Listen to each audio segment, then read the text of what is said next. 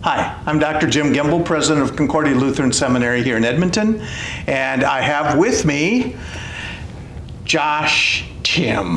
Josh, welcome. Thank you for being part of this. We thought it would be good to let you meet one of our current students. So, Josh, tell me a little bit about yourself, where you were born, things like that.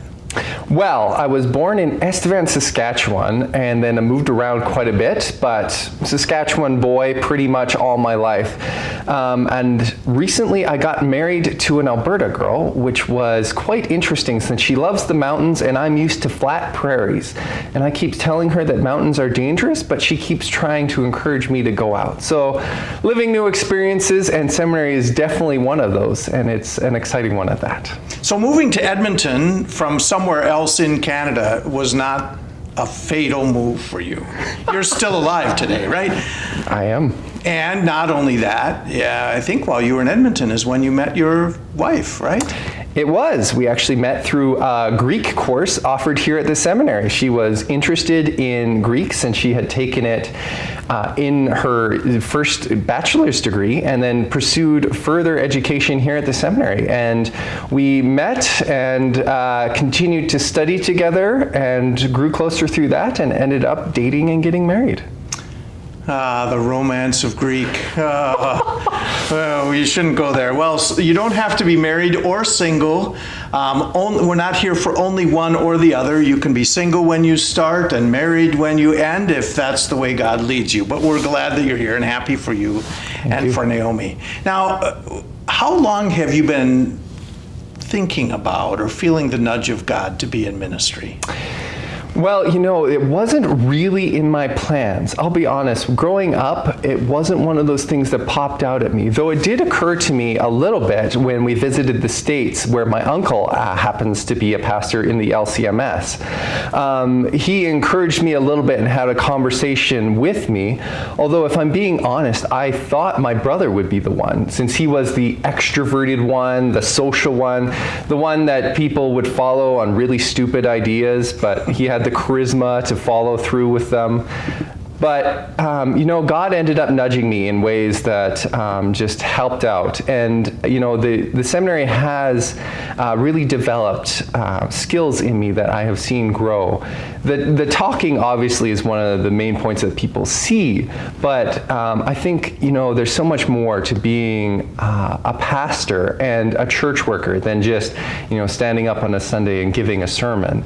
It also is, you know, connecting with people and talking with them and having the ability to listen and empathize, as well as the fact that you have to be able to study a wide range of things, prepare, plan ahead, schedule your time well. It's really all-encompassing field. And so I think that my journey here has been maybe not the one that I had planned, but I think God really did have a plan for me through my journey, even though it wasn't what I expected it would be.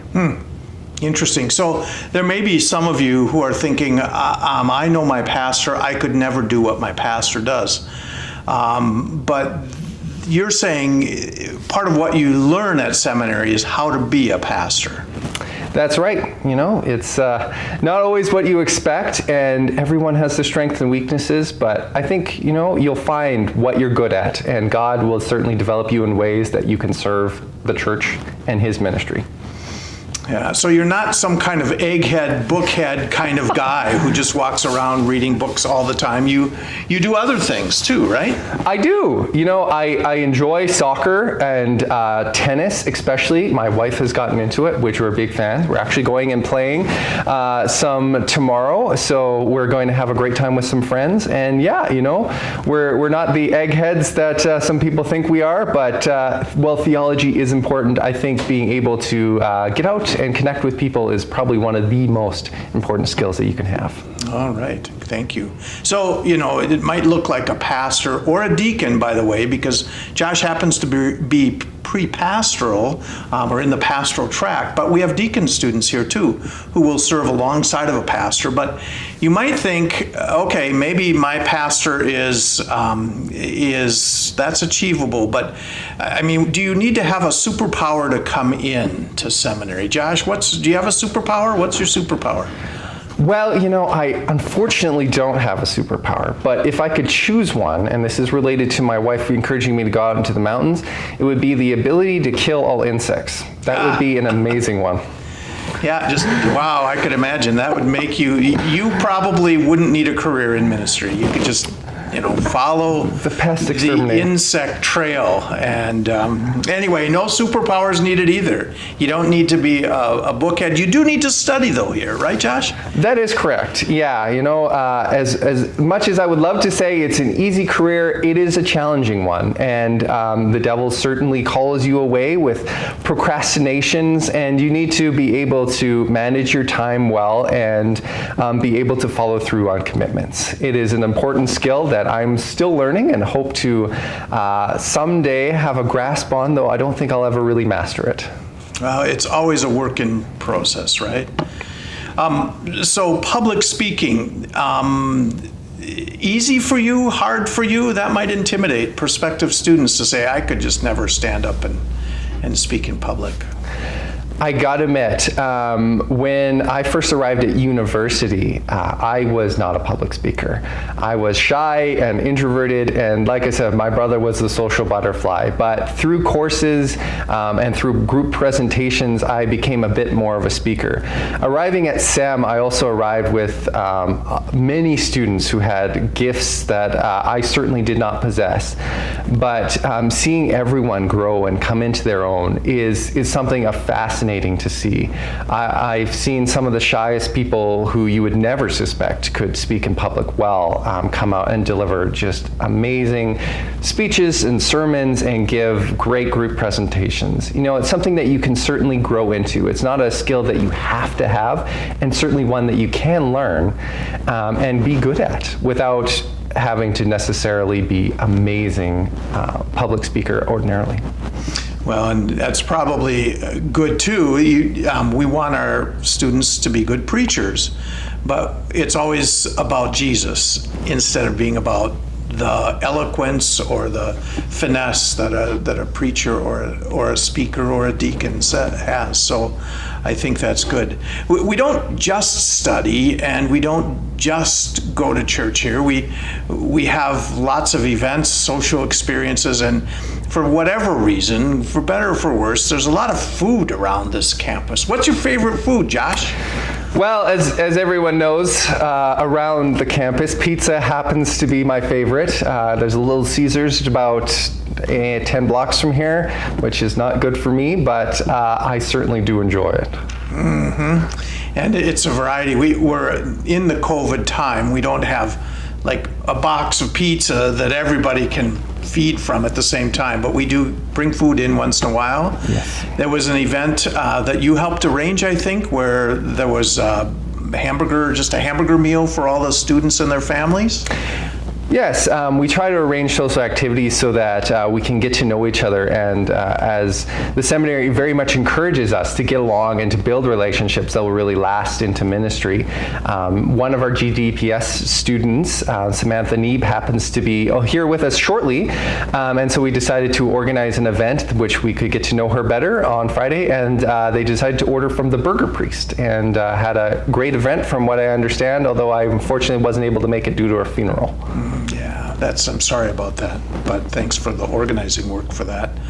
I offered to pay Josh in Timbits for coming. I also offered pizza, but we'll have to let him decide how he wants to celebrate when this is all done. But food is a big thing here. Games, it's not like we only play games or always do fun things. We do study, we work hard, we go to class, all those things. But you played ultimate frisbee at the retreat that we had. You were pretty experienced with that. Like, you posted and caught and threw and ran and sort of orchestrated your team. Your team did pretty well. You beat the other team, I think, right? We did, which was, a real team effort. I'll take a little bit of credit, but honestly, I found out how out of shape I was, so I decided that I needed to work out a little bit more. But the height definitely helps. You may not be able to tell from me sitting, but I'm actually 6'4". So do you have to be tall to be a pastor? You know, as much as I would say it helps, it really doesn't matter. You know, looking down on people may make you seem intimidating, but I think that God brings each of our gifts to bear on whatever they may be. So no, you don't have to be tall. Yeah. And it's an attitude, I think, when you say looking down, you can, that's just a height thing, but you don't look down on anyone, I think. You look up to them, treat them as Christ would treat you, or Christ would treat them. Maybe just a couple final words. Let's say that somebody is wondering, is this the right step for me? What would you say is an important thing to do? You know, honestly, I think one of the most important things is to talk with those close to you. Having advice from people you trust, from someone that knows you well, can really be something that pushes you in the right direction. But this is, in the end, your choice. Getting advice from people close to you can be an excellent way to kind of tell whether or not this is something that other people can see in you. But at the end of the day, it's something that you're going to pursue. It's hard work. You know, we do a lot of studies here. It's not always fun and games, but I think at the end of the day, if you are feeling a call, talk to someone close to you, and if you don't have that someone, contact the seminary, or even contact the seminary anyways. It can be a great way to reach out and find someone who has a strong faith and can talk to you about the possibilities and the opportunities that are in ministry. Yeah, I remember you and I had a number of conversations before you ever came.